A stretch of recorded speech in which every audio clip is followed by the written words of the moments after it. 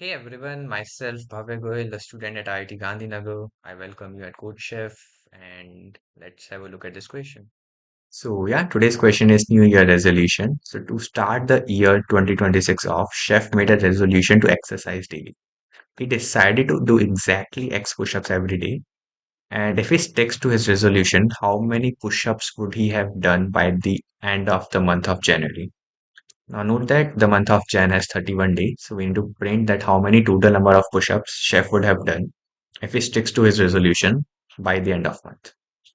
Now the input format, we're given only one integer in a single line, which is the integer x, denoting the number of push-ups chef is going to do every day.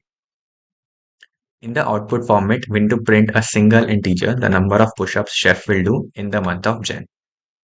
In the constraints, we're given that x will lie in between 1 and 100.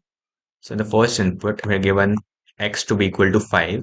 And if chef do 5 push-up every day, he'll end up doing 5 into 31, which is 155 push-ups by the end of the month.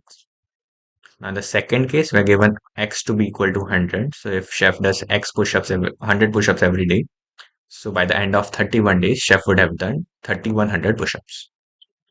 And yeah, that's pretty much the problem statement. Now for the solution, all we need to do is take in the input of the number x, multiply it with 31 and print 31 times x. So now let's see the solution in Python and C++.